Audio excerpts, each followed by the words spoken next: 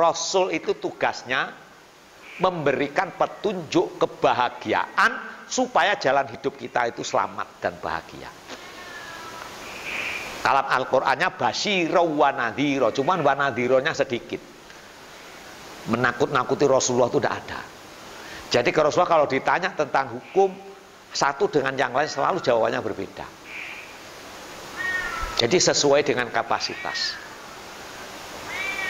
Jadi ketika beliau berbicara tentang bahwa jamaah itu adalah perbuatan yang baik, sehingga para sahabat berlomba-lomba ikut berjamaah. Kemudian ketika ada pengajian halakoh kayak begini, ada orang yang lewat tetangga masjid itu, dia tidak pernah ikut jamaah. Tapi Rasulullah kemudian menyampaikan pada sahabat, wahai sahabatku sekalian, apakah kamu ingin tahu orang ahli surga? Semua toleh saya ini, yang saya tiap hari jamaah, mulai begitu. Kan kita seneng lah kalau digitukan tuh. Mana Rasulullah? Itu yang lewat itu. Itu. Kaget dia.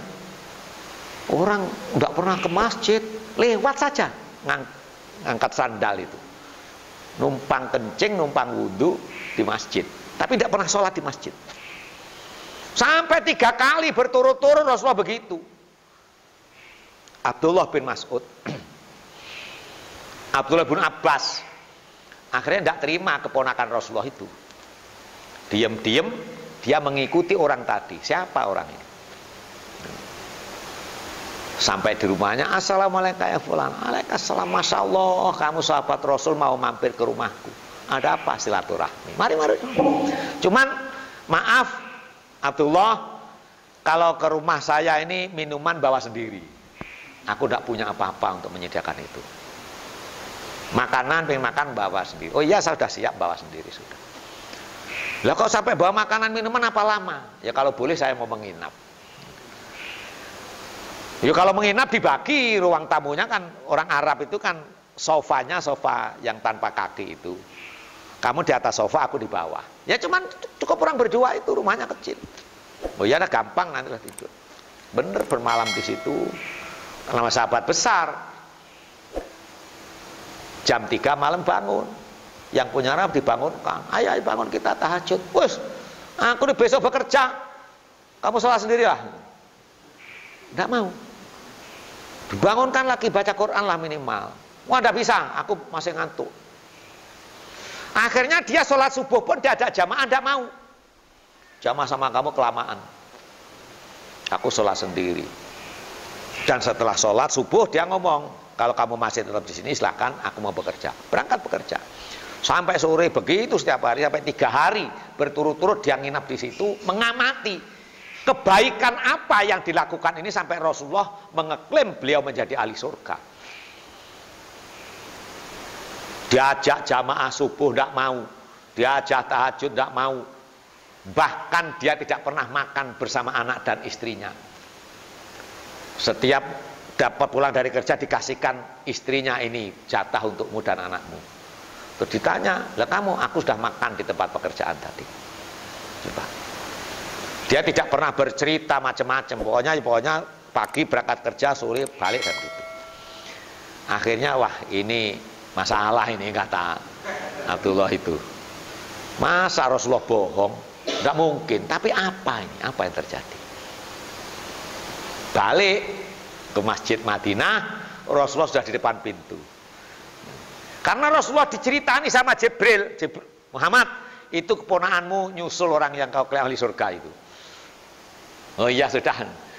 Sampai di depan masjid ditanya, wahai Abdullah, aku apa kamu yang bercerita duluan? Ditebal Rasulullah. Ya, engkau Rasulullah cerita. Memang kamu menemukan apa? Ya itu Rasulullah. Aku tidak menemukan kebaikan sedikit pun. Dia sholat subuh pun tidak ada wiritannya. Assalamualaikum, doa sebentar langsung berangkat kerja.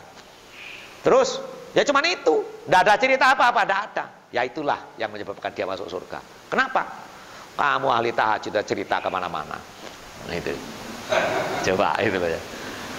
Sampai kau bawa ngeriti orang lain sholat tahajud pada. Dia tuh menderita menyelamatkan keluarganya tapi tidak pernah mengeluh sedikit pun. Coba. Dia juga tidak pernah membangga-banggakan sholatnya kecuali hanya sholat fardu. Itulah dia yang menjadi masuk surga, karena dia orang yang berserah diri kepada Allah secara total. Nangis Abdullah bin Mas'ud. Nah, kisah-kisah kayak begini sebenarnya untuk meredam, supaya kalaupun toh kita ditakdirkan oleh Allah menjadi orang-orang yang pinter, itu jangan kemudian kepinteran kita menjadikan kita bangga.